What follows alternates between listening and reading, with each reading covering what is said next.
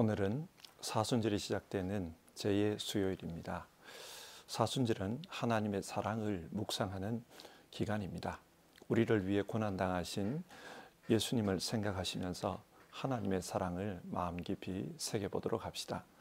그러면 사도신경으로 신앙을 고백하며 아침 예배를 드리겠습니다. 나는 전능하신 아버지 하나님, 천지의 창조주를 믿습니다. 나는 그의 유일하신 아들 우리 주 예수 그리스도를 믿습니다. 그는 성령으로 잉태되어 동정녀 마리아에게서 나시고 본디오 빌라도에게 고난을 받아 십자가에 못 박혀 죽으시고 장사된 지 사흘 만에 죽은 자 가운데서 다시 살아나셨으며 하늘에 오르시어 전능하신 아버지 하나님 우편에 앉아 계시다가 거기로부터 살아있는 자와 죽은 자를 심판하러 오십니다. 나는 성령을 믿으며 거룩한 공교회와 성도의 교제와 죄를 용서받는 것과 몸의 부활과 영생을 믿습니다. 아멘. 오늘 살펴보실 하나님의 말씀은 창세기 30장입니다. 30장 1절과 2절의 말씀을 읽고 설교하도록 하겠습니다. 라헬은 자기와 야곱 사이에 아이가 없으므로 언니를 시세우며 야곱에게 말하였다. 나도 아이를 좀 낳게 해 주셔요. 그렇지 않으면 죽어버리겠어요. 야곱이 라헬에게 화를 내면서 말하였다. 내가 하나님이라도 된단 말이요.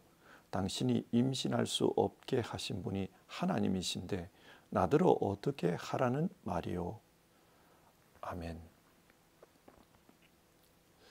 우리 삶에는 다양한 종류의 문제들이 있습니다.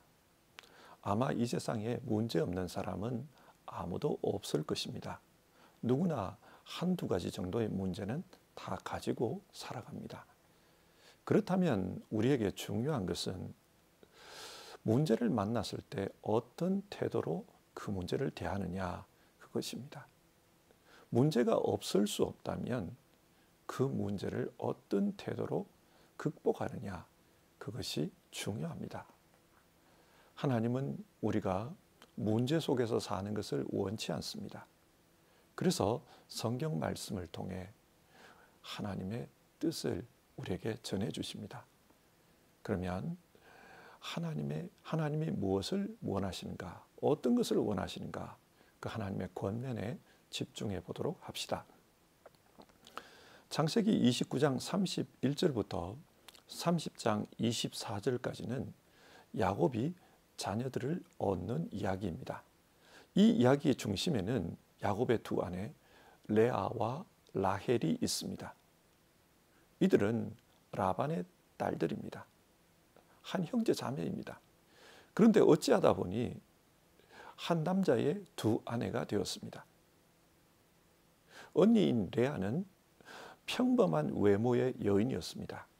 성격도 내성적이었습니다. 그러다 보니 남들의 주목받는 그런 사람이 아니었습니다.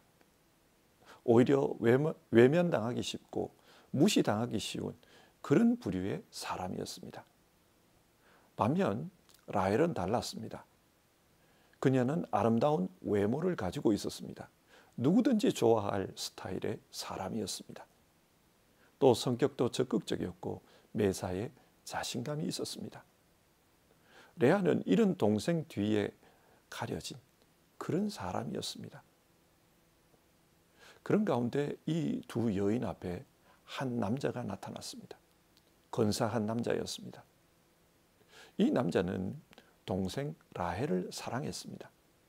그런데 그냥 사랑한 것이 아니라 7년을 며칠처럼 느낄 정도로 그렇게 사랑했습니다.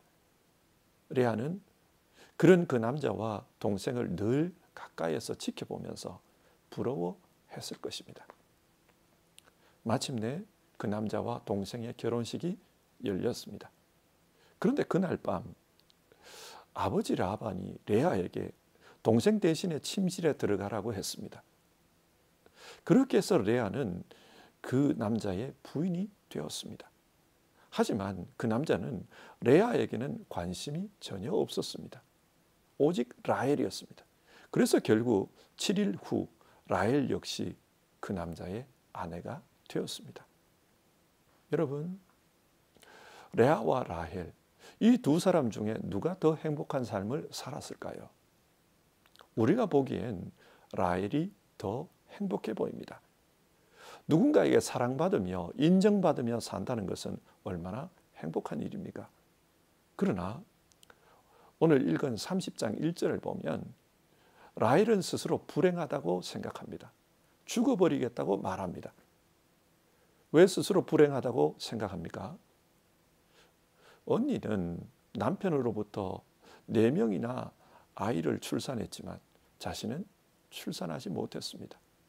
그래서 남편에게 아이를 낳게 해주지 않으면 죽어버리겠다, 그렇게 말합니다. 죽어버리겠다. 이 말 속에서 라헬이 얼마나 스스로를 불행하게 생각했는지를 알 수 있습니다. 자, 이런 라헬을 보며 남편 야곱은 어떤 반응을 보입니까? 2절인데요. 야곱이 라헬에게 화를 내면서 말하였다.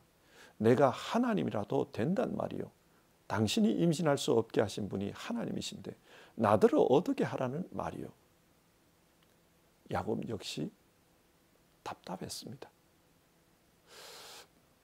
자, 여기서 우리는 문제 가운데 있는 두 사람을 봅니다. 레아는 남편의 사랑을 받지 못하고 있습니다.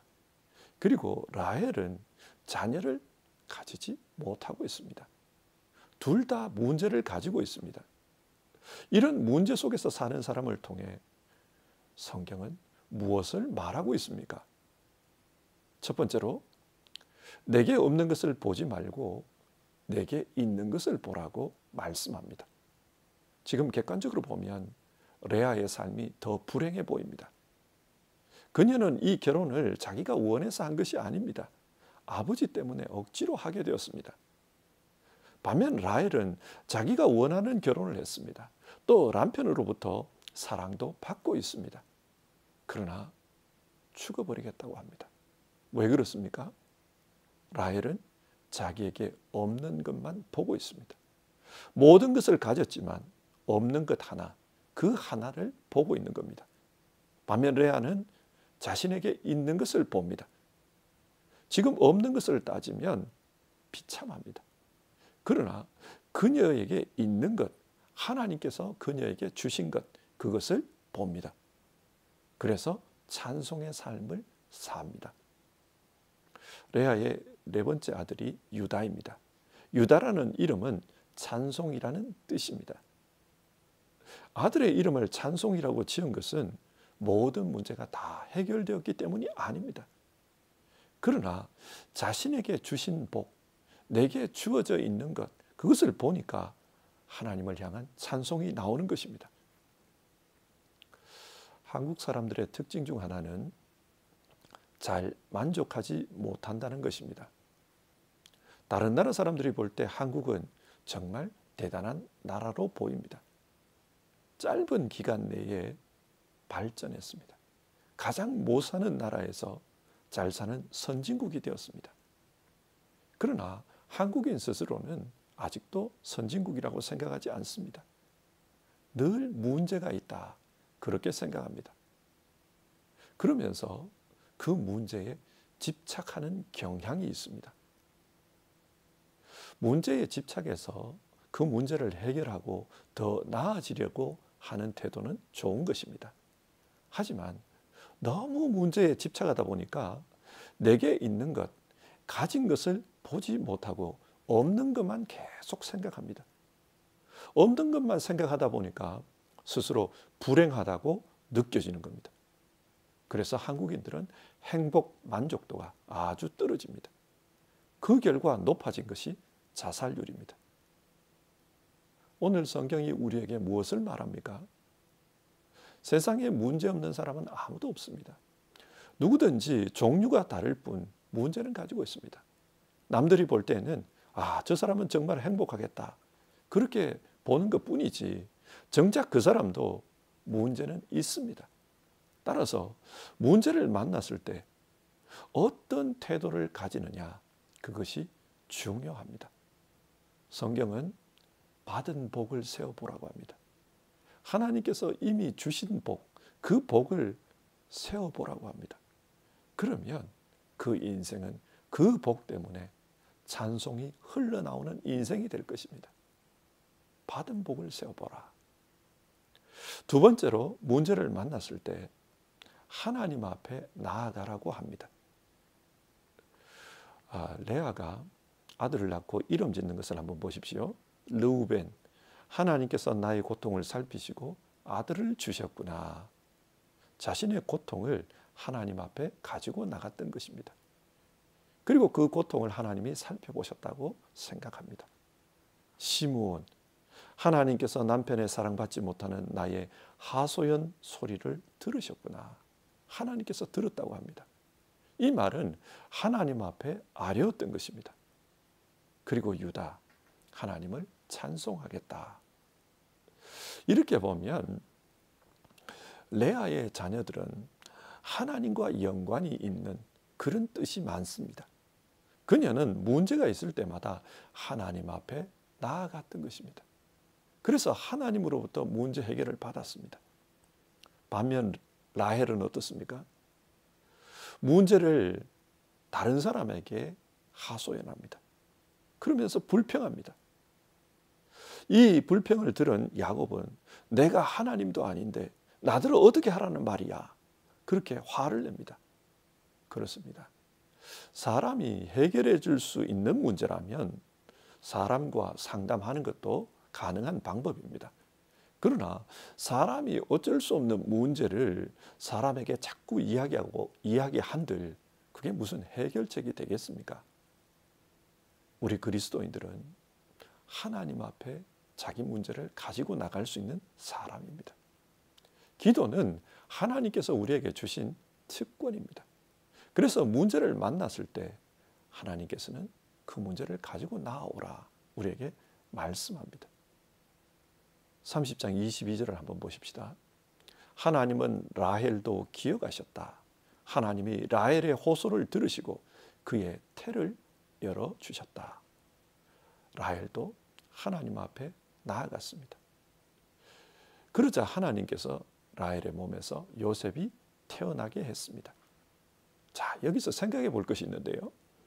하나님은 왜 라헬에게 일찍 요셉을 주지 않은 것일까요? 왜 하나님 앞에 아랠 때까지 그때까지 주지 않은 것일까요? 여기 하나님의 뜻이 있습니다. 성경에 나오는 중요한 몇몇 인물들을 보면 공통점이 있어요. 이삭, 야곱, 요셉, 사무엘, 세례 요한. 다들 사람의 방법으로는 자녀를 낳을 수 없는 그런 어머니의 몸에서 태어난 아들들입니다. 여러분, 하나님은 왜 이렇게 하셨을까요? 왜 자녀를 낳을 수 없는 그런 상태로 만들어 놓고 이들이 태어나게 하신 것일까요? 하나님은 이들을 통해 말씀하는 것입니다. 이들은 특별한 사람이다. 사람의 몸으로서는 낳을 수 없는, 그러나 하나님에게서 낳은 특별한 사람이다. 하나님의 사람이라는 것입니다. 그러니까 라헬에게 자녀를 주지 않은 것은 하나님께서 그녀를 괴롭히기 위해서가 아니었습니다. 너에게서 태어나는 아들은 특별한 아들이다. 그것을 가르치기 위해 하나님께서 기다리게 하신 것입니다. 그리고 기도하게 하신 것입니다. 우리는 문제가 있을 때 하나님 앞에 기다리며 기도하는 삶을 살아야 합니다.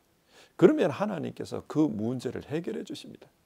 설령 내가 기도한 대로 되지 않을지라도 왜 하나님께서 그렇게 하시는지 하나님의 이유를 말씀해 주십니다. 그렇게 되면 문제가 해결됩니다. 오늘 성경은 문제를 만났을 때 하나님 앞에 나아가라 우리에게 그렇게 권면합니다. 세 번째로 문제를 만났을 때 하나님이 어떻게 보고 계시는가 그것을 생각하라고 합니다. 29장과 30장에서 야곱의 자녀 출산 이야기는 마치 서로 경쟁하는 것 같아요. 누가 더 많이 아들을 낳을까? 그걸 경쟁하는 것처럼 보입니다. 레아가 아들을 낳으니까 라헬이 질투합니다. 그래서 자신의 몸종 빌하를 대신 주어서 그녀를 통해 아들을 얻으려고 합니다. 양자 제도를 이용한 것입니다. 그렇게 해서 빌하가 아들을 낳으니까 이번에는 레아가 자신의 몸종 실바를 야곱에게 들여보냅니다. 그래서 아들을 얻습니다. 이렇게 해서 12명의 아들이 태어납니다. 자, 여러분, 이 집안의 분위기를 한번 상상해 봅시다. 라헬이 빌하를 통해 아들을 낳았을 때 단이라고 이름을 지었습니다. 단. 그 이름의 뜻을 이렇게 풀고 있어요. 하나님께서 나의 억울함을 풀어주시려고 나에게 아들을 주셨구나. 자신은 억울하다는 겁니다. 이 집안에서 무시당하고 있는 것이 억울하다. 그렇게 생각하고 있어요. 그 다음에 납달리. 내가 언니와 겨루어서 이겼구나. 싸워서 이겼다고 생각합니다. 그러니까 자녀 낳는 것을 언니와의 싸움이라고 생각하고 있는 겁니다. 여기에 대해서 레아가 실바를 통해 갓을 얻었습니다. 내가 복받았구나. 레아 자신이 이겼다는 것입니다. 그리고 아셀, 기쁘구나. 자신이 이겨서 기쁘다는 겁니다. 이런 식으로 그의 집안이 경쟁, 싸움, 이런 분위기였어요. 이 경쟁이 자기나무 열매 때문에 또다시 불거집니다. 르우벤이 들에 나갔다가 자기나무 열매를 발견했습니다. 이 자기나무 열매는 임신에 특효가 있다. 그렇게 알려진 열매였습니다. 그래서 그 열매를 가져오자 라헬이 그 열매를 삽니다. 대가를 치르지요. 어떻게 대가를 치릅니까? 남편을 내줍니다. 작은 열매 하나도 남편을 두고 사고 팔 정도로 이 집안의 경쟁이 심각했습니다. 그러니 여러분, 어머니들끼리 이렇게 싸우고 경쟁하는데 그 자녀들은 어떠했겠습니까? 6명은 레아의 아들, 2명은 라헬, 2명은 빌하, 2명은 실바의 아들입니다. 어머니가 서로 다릅니다. 어머니들끼리 관계가 좋지 않습니다. 서로 싸우고 있습니다. 그러니까 형제들끼리도 한 아버지의 아들이지만 그 형제들끼리도 서로 관계가 좋을 수가 없었습니다. 한마디로 말해서 엉망인 집안입니다.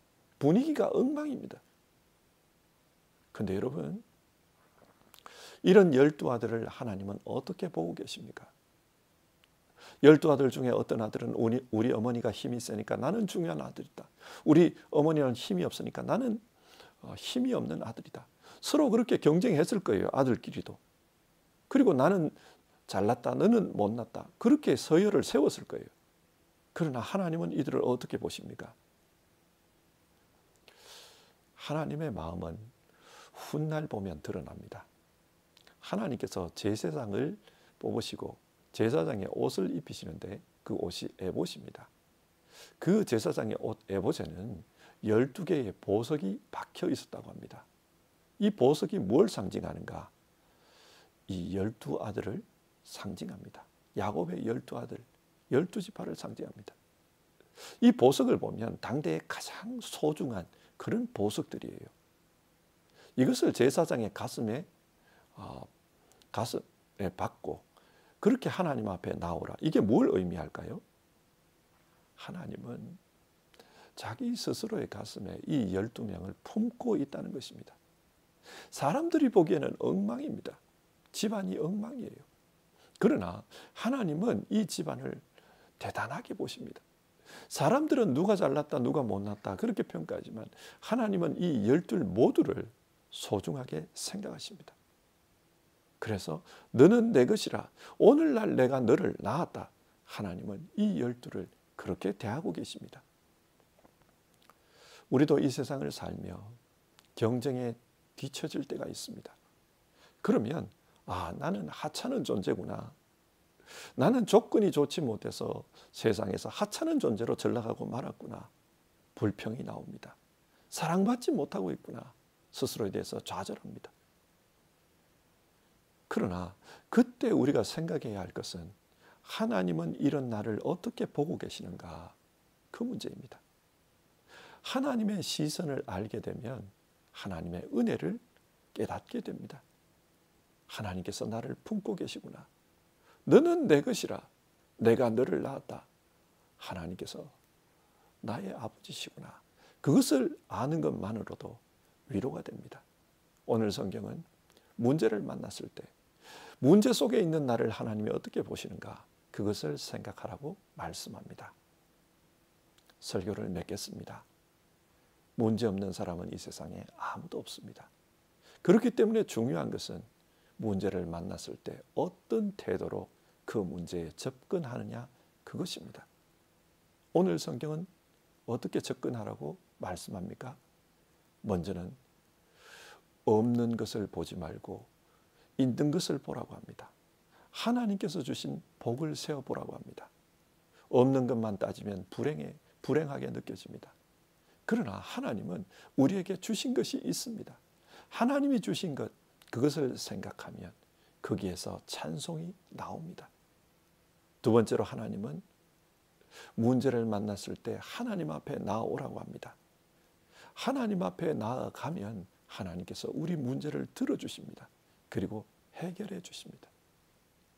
세 번째로 하나님은 문제 속에 있을 때 하나님이 그런 나를 어떻게 보고 있는지 그걸 생각하라고 합니다. 하나님의 관점으로 생각하라. 하나님은 어떻게 생각하십니까? 문제 속에서 살아가고 있는 우리도 하나님의 가슴에 품고 있습니다. 너는 내 것이라. 오늘날 내가 너를 낳았다. 하나님은 우리를 그렇게 생각하십니다. 우리를 하나님 가슴에 품고 있습니다. 이것을 할 때 우리는 문제를 이길 힘을 얻게 됩니다.